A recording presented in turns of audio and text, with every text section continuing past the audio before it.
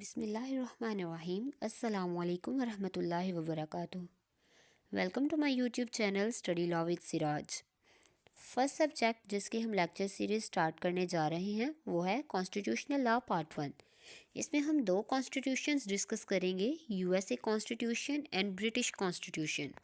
और अगर हम एग्ज़ाम्स पॉइंट ऑफ व्यू से बात करें तो ब्रिटिश कॉन्स्टिट्यूशन में से भी 50 मार्क्स का पेपर आएगा और यूएसए कॉन्स्टिट्यूशन में से भी हमें 50 मार्क्स का पेपर आएगा।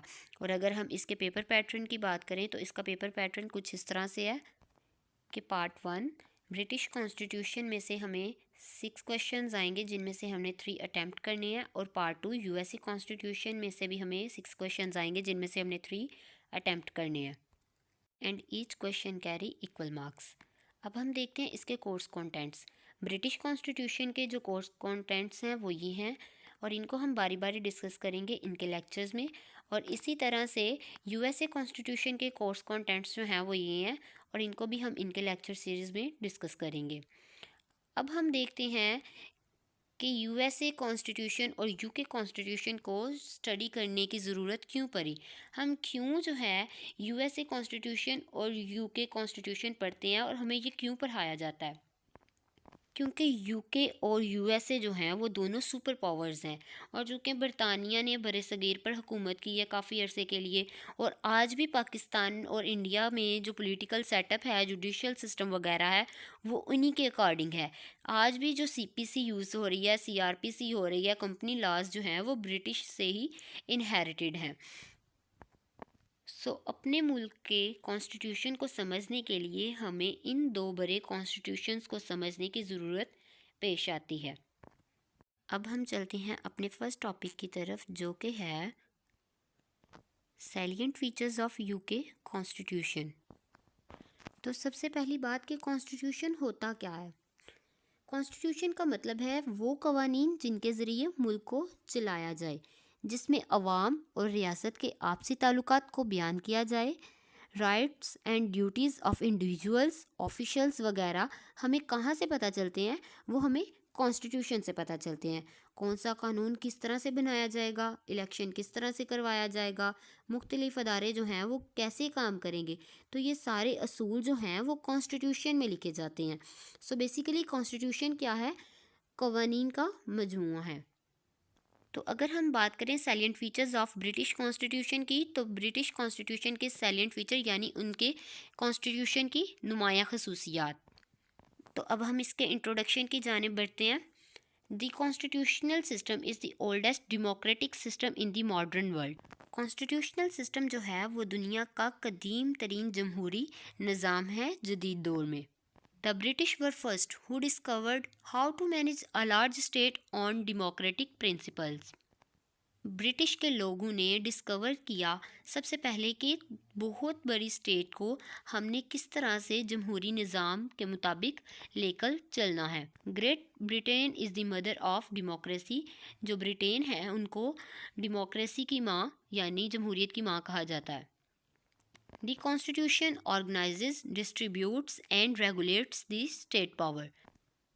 अब ये कॉन्स्टिट्यूशन क्या करता है, ये कवानीन बनाता है स्टेट की पावर को कैसे रेगुलेट करना है, किस तरह ऑर्गेनाइज करना है और किस तरह डिस्ट्रीब्यूट करना है। ये सारा हमें कौन बताता है, constitution. This set out the structure of the state, the major state institutions and principles governing their relation with each other and with states citizens. ये कॉन्स्टिट्यूशन ही बताता है कि स्टेट जो है वो किस तरह डिवाइड होगी, उसमें कितने प्रोविंसेस होंगे और सारे प्रोविंसेस में पॉलिटिक्स किस तरह की होगी, और वहाँ पे पॉलिटिकल सिस्टम किस तरह का होगा, वहाँ के इंस्टीट्यूशंस किस तरह काम करेंगे, वहाँ की गवर्नमेंट जो है गवर्नमेंट का अपनी स्टेट के सिटीजन्स के साथ किस तरह का रिलेशन होगा, और फिर स्टेट का दूसरी स्टेट के साथ किस तरह का रिलेशनशिप होगा। ये सारा कुछ हमें कौन बताता है, ये हमें कॉन्स्टिट्यूशन बताता है। Britain in unusual in that it has an unwritten constitution. Unlike the great majority of countries, there is no single legal document which sets out in one place the fundamental laws outlining how the state works. British में दूसरे ममालिक की तरह ये नहीं है कि कोई एक सिंगल लीगल डॉक्यूमेंट है।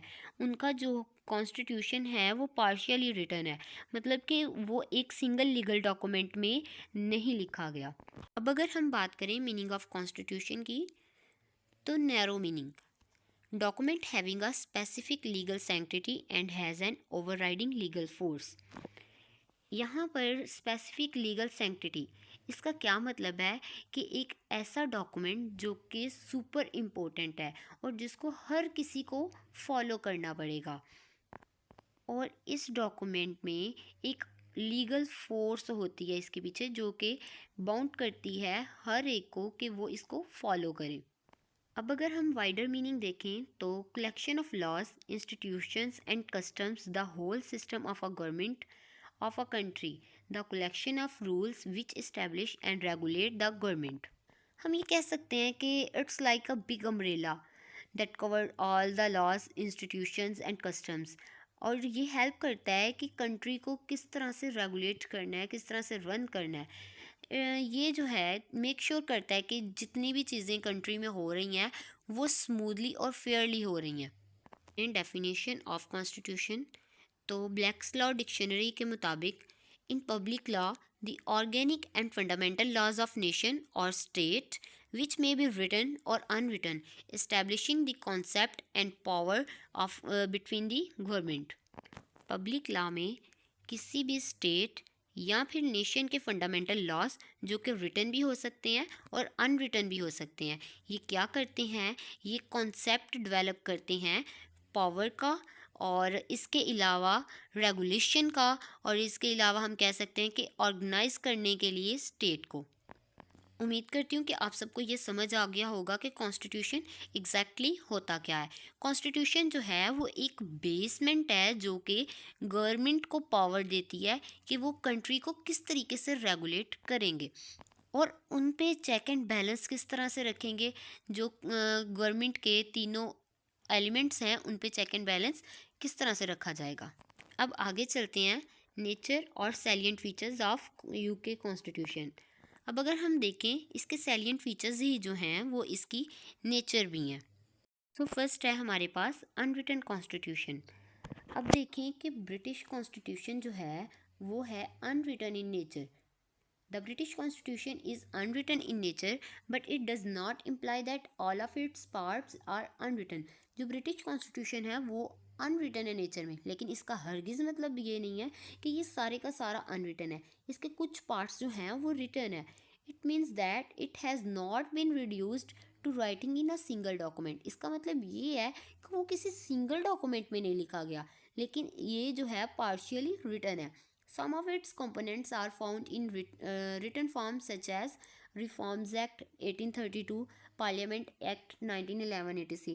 मतलब ये जो हैं कुछ कंपोनेंट्स हैं इसके जो कि रिटन फॉर्म में है, जैसा कि इसमें आ जाता है बिल ऑफ राइट्स भी आ जाता है, मैग्ना कार्टा भी आ जाता है।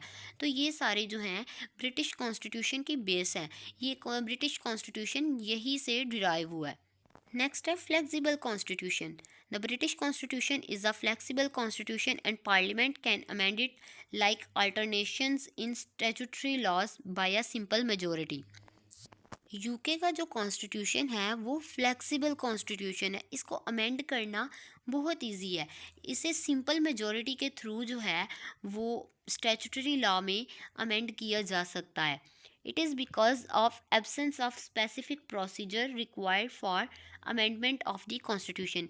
और इसकी वजह ये है कि इसका कोई स्पेसिफिक प्रोसीजर नहीं दिया गया कि कॉन्स्टिट्यूशन में किस तरह अमेंडमेंट की जानी चाहिए।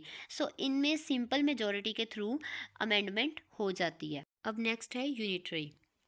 British have a constitution of unitary type. All powers of state are concentrated in the hand of a single government for the whole country।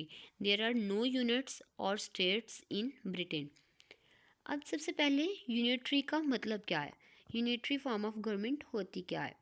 तो यूनिटरी गवर्नमेंट का मतलब ये है कि एक सेंट्रल गवर्नमेंट होती है जिसके पास ज़्यादा पावर्स होती हैं, यानी सारी पावर्स सेंट्रल गवर्नमेंट के पास होती हैं, और एक रीजनल गवर्नमेंट होती है जिसके पास सिर्फ वो वाली पावर्स होती हैं जो कि सेंट्रल गवर्नमेंट जो है वो उनको देती है। अब जैसा कि इंग्लैंड में जो है वो सेंट्रल गवर्नमेंट जो है वो लंदन में है और इनके पास जो है वो सारी की सारी पावर्स हैं। और रीजनल गवर्नमेंट जो है वो उनके पास, जैसा कि स्कॉटलैंड है, वेल्स है, नॉर्दर्न आयरलैंड है, इनके पास सिर्फ लिमिटेड पावर्स हैं जो कि सेंट्रल गवर्नमेंट ने इनको दी हैं। अब नेक्स्ट है evolutionary growth. The British constitution has evolutionary growth because it developed from time to time. इसका मतलब ये है कि जो ब्रिटिश का कॉन्स्टिट्यूशन है वो कभी एक जगह बैठकर एक ही डॉक्यूमेंट में नहीं लिखा गया। ये जो है ये टाइम टू टाइम जो है वो ग्रोथ होती रही है इसकी। जैसे जैसे ज़रूरत पड़ती गई वैसे वैसे न्यू लॉज बनते गए। जैसे सबसे पहले मैग्ना कार्टा, फिर इसके बाद बिल ऑफ राइट्स, इसी तरह से नेक्स्ट भी डॉक्यूमेंट्स बनती गई और लॉज बनते गए। नेक्स्ट है bicameralism. The parliament consists of two chambers. House of Lords इसका पहला चैम्बर है एंड हाउस ऑफ कॉमन्स जो है वो इसका दूसरा चैम्बर है। House of Commons is a popular chamber whose members are directly elected by people. House of Common जो है वो एक ऐसा चैम्बर है जिसके मेंबर्स जो हैं वो डायरेक्टली लोगों से इलेक्ट करते हैं, लोग जो हैं उनको इलेक्ट करते हैं। और जबकि हाउस ऑफ लॉर्ड्स है वो बेसिकली हेरिडेटरी चैम्बर है and its member are nominated by the queen.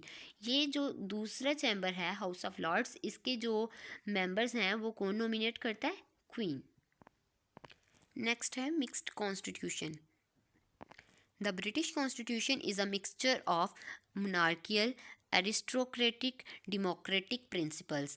In other words, we can say that it is like this: the British Constitution is a mixture of absolute and limited monarchy. अब जो British में है वो monarchial system भी है, aristocratic system भी है, democratic system भी है।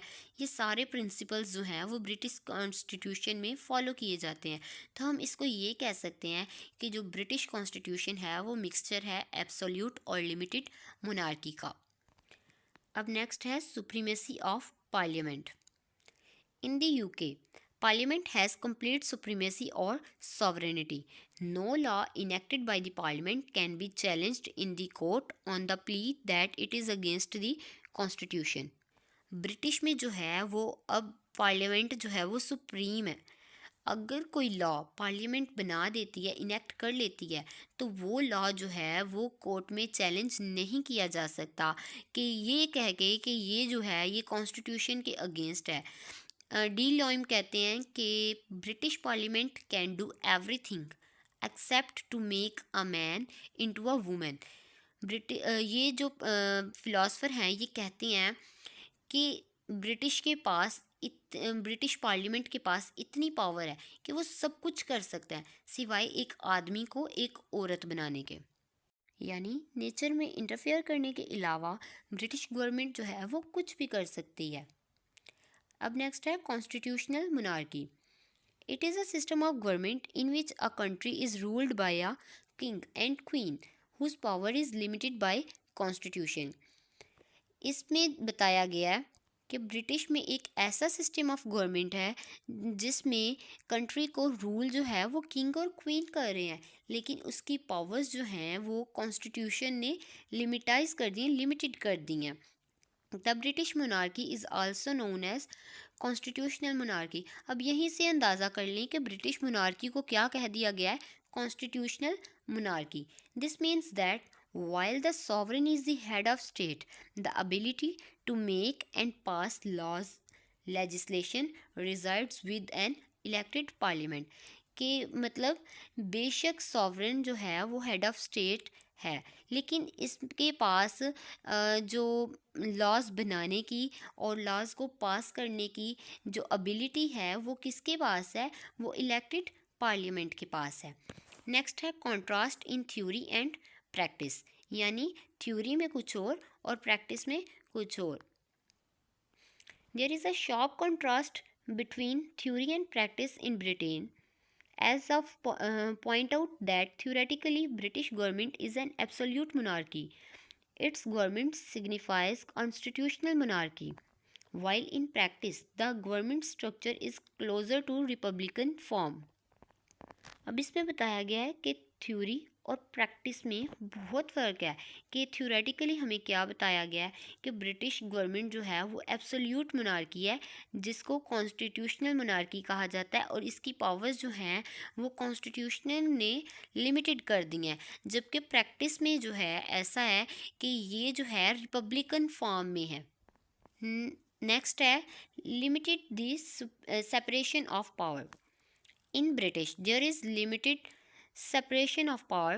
Many safeguards have been provided, especially under the Act of Settlement 1701, to secure the independence of judiciary from influence on the other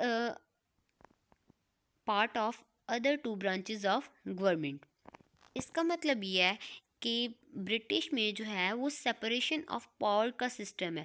मतलब कि हर एक के पास अपनी अपनी पावर्स हैं, और एक जो है वो दूसरे के काम में इंटरफेयर नहीं करेगा। वो एक दूसरे पे चेक एंड बैलेंस तो रखेंगे, लेकिन इंटरफेयर नहीं करेंगे।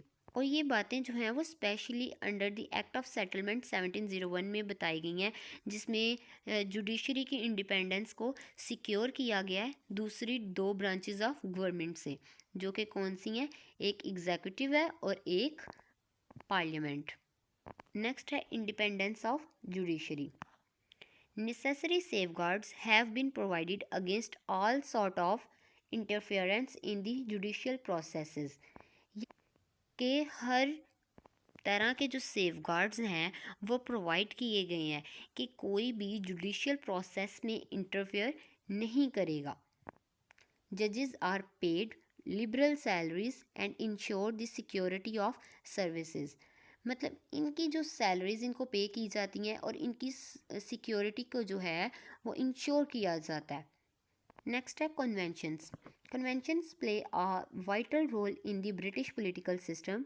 अ government is formed and removed on the basis of convention. अब कन्वेंशन जो हैं वो ब्रिटिश के पॉलिटिकल सिस्टम में बहुत आला किरदार अदा करती हैं। जैसे कि कोई भी गवर्नमेंट अगर बननी है या फिर रिमूव होनी है तो वो किस बेसिस पे होनी है, कन्वेंशन की बेसिस पे। जैसे कि प्रोफेसर स्मिथ कहते हैं कि the convention are the main living source behind the constitution. कि कॉन्स्टिट्यूशन में जो मेन सोर्स है वो क्या है, कन्वेंशन। अब नेक्स्ट है two party system. Two party system flourished in British right from the beginning of the parliamentary period. Two party system जो है वो ब्रिटिश में तब से चल रहा है जब पार्लियामेंट्री पीरियड का आगाज़ हुआ था। Before the emergence of the present labour party in the second decade of the present century, the fight was between the conservative and liberal party. But now the Liberal Party has lost its political significance. इसका मतलब यह है कि पहले ये होता था कि ब्रिटिश में दो पार्टीज़ थीं, कौन कौन सी, conservative party and liberal party. लेकिन ऐसा हुआ कि वक्त के साथ साथ लिबरल पार्टी ने अपनी पॉलिटिकल सिग्निफिकेंस खो दी। उसकी सिग्निफिकेंस जो है वो ख़त्म हो गई, तो फिर उसकी जगह ले ली लेबर पार्टी ने। और अब जो हैं वो दो पार्टीज़ चल रही हैं ब्रिटिश में, कौन कौन सी, कंजर्वेटिव पार्टी और एक लेबर पार्टी। अब नेक्स्ट है rule of law. UK Constitution provides rule of law. The principle of rule of law may be defined as that no one is above or below the law. All the persons are equal in the eye of law. If any person violates the law, he should face the trial of case in the government, and no person is given imprisonment until his offence is proved in the court. अब rule of law होता क्या है? UK constitution में rule of law जो है इसका concept बहुत इन है, यानी मेन ये चलता ही रूल ऑफ लॉ के बेसिस पे है। तो रूल ऑफ लॉ का जो प्रिंसिपल है उसको इस तरह से डिफ़ाइन किया जा सकता है कि कोई भी लॉ से ऊपर नहीं है और कोई भी लॉ से नीचे नहीं है। हर इंसान जो है वो इक्वल है लॉ में, उसे इक्वली ट्रीट किया जाना चाहिए। अगर कोई इंसान लॉ को वायलेट करता है तो उसको ट्रायल फेस करना पड़ेगा, और अगर कोई इम्प्रिजन कर दिया जाता है without any proper trial, so it's not the rule of law. Rule of law क्या कहता है कि हर किसी को प्रॉपर ट्रायल के थ्रू जो है वो पनिश किया जाएगा या इम्प्रिजन किया जाएगा। लेकिन अगर किसी की कोई गलती नहीं है, so no one can be imprisoned. Next है fundamental rights. Fundamental rights of citizens have not been incorporated in the form of a list in the English Constitution. Constitutional law is not the creator but a product of fundamental rights which have been recognized from time to time by courts. अब इसमें ये कहते हैं कि fundamental rights जो हैं वो citizens के, वो किसी भी लिस्ट में इनकॉर्पोरेटेड नहीं है इंग्लिश कॉन्स्टिट्यूशन में। लेकिन इसका मतलब ये भी नहीं है कि इंग्लिश कॉन्स्टिट्यूशन ने कोई इसके लिए लॉस बनाए भी नहीं है। जो फंडामेंटल राइट्स हैं वो टाइम टू टाइम कोर्ट्स के थ्रू रिकॉग्नाइज होते गए हैं। नेक्स्ट है unreality. Unreality is another characteristics of English Constitution. There is a great difference in the appearance and reality of the Constitution. For example, it is an absolute monarchy in theory, but in reality, the same theory is not functional. It is now a democratic state ruled by a parliament elected by the people. ये जो English constitution है, इसमें एक ये भी characteristic बताई गई है कि ये कॉन्स्टिट्यूशन जो है ये अनरियल है। मतलब इस प्रैक्टिस में, इसकी अपीयरेंस में और रियलिटी में बहुत फ़र्क है। जैसे कहा गया पहले भी मैंने बताया कि ये जो है थ्योरी में लिखा गया है कि it's an absolute monarchy, but reality में क्या है, ये फंक्शनल ही नहीं है। क्योंकि जो इंग्लिश है, ब्रिटिश है, वो वहाँ पे एक डेमोक्रेटिक स्टेट है वो, और वहाँ पे पार्लियामेंट रूल कर रही है जो कि लोगों ने इलेक्ट की होती है। नेक्स्ट है conservativeness. British Constitution is a symbol of conservativeness. The trend of people of UK is absolutely in the favor of old institutions and the concept is existence of the conservation. इसका मतलब ये है कि British constitution जो है वो conservativeness का भी एक सिंबल है। वो इस तरह से कि ब्रिटिश के जो लोग थे वो क्या करते हैं कि वो अपने ओल्ड ट्रेडिशंस और इंस्टीट्यूशंस की जो है ना बहुत वैल्यू करते हैं। वो इनको चेंज करने में ना इतना आसानी से मानते नहीं हैं। वो कहते हैं कि हम जो हैं वो बहुत कंफर्टेबल हैं इन चीज़ों के साथ, और वो अपनी हिस्ट्री को जो है ना वो रिस्पेक्ट कर रहे होते हैं। सो वो कहते हैं कि हमने पहले भी इसको इस तरह से किया था और ये काम भी किया था, तो अब हम चेंज क्यों करें। तो यही वजह है कि जो यूके का कॉन्स्टिट्यूशन है वो कस्टम्स पे बेस्ड करता है, वो प्रेसिडेंट्स पे बेस करता है। सो कंजर्वेटिवनेस जो है वो उनके कॉन्स्टिट्यूशन का एक सिंबल है। नेक्स्ट है establishment of local government institution. The existence of local government in the UK constitution is another comprehensive feature of the constitution. Local government institutions is the symbol of civil liberties and freedom of people. ये जो existence of local government है UK में, ये एक बहुत important feature है जो कि शो करता है कि लोगों के पास आज़ादी है, उनके पास सिविल लिबर्टीज़ हैं। उन जो लोकल गवर्नमेंट के इंस्टीट्यूशंस हैं वो उनको सिविल लिबर्टीज़ प्रोवाइड कर रहे हैं, फ्रीडम प्रोवाइड कर रहे हैं। सो दैट्स वाई ये जो लोकल गवर्नमेंट इंस्टीट्यूशंस बनते हैं यूके में, ये भी एक बहुत इम्पोर्टेंट फ़ीचर है यूके कॉन्स्टिट्यूशन का। नेक्स्ट है, अब हम इस क्वेश्चन को कंक्लूड करते हैं। UK constitution is neither absolutely unwritten nor absolutely written, it is a combination of both. It varies from other exist laws in the world and is very flexible. It is different in nature from other constitution because theoretically it seems to be a strong, but practically it seems different in nature. On the other hand, it is globally recognized by all constitution. अब हम ये कह सकते हैं कि UK constitution जो है वो टोटली रिटन भी नहीं है और टोटली अनरिटन भी नहीं है। ये जो है ना इन दोनों का कॉम्बिनेशन है, यानी कि ये पार्शियली रिटन है। अब हम ये कह सकते हैं कि ये जो है बहुत फ्लेक्सिबल है। इसके लॉज जो हैं, जो यूके कॉन्स्टिट्यूशन है उसके लॉज बहुत फ्लेक्सिबल हैं, इनको अमेंड करना इजी है। इसको सिंपल मेजॉरिटी के थ्रू हम अमेंड कर सकते हैं। इसकी नेचर जो है वो भी डिफरेंट है। जैसे थ्योरेटिकली जो है ये बहुत स्ट्रॉन्ग है, लेकिन जो प्रैक्टिकली है इसकी नेचर जो है वो बहुत ही फ्लेक्सिबल है। उम्मीद करती हूँ कि आपको यूके कॉन्स्टिट्यूशन के सारे सैलिएंट फीचर्स जो हैं वो अच्छे से समझ आ गए होंगे। तो आप लोगों को अगर कोई क्वेश्चन हो तो काइंडली कमेंट में ज़रूर पूछिएगा। तब तक के लिए अल्लाह हाफिज़।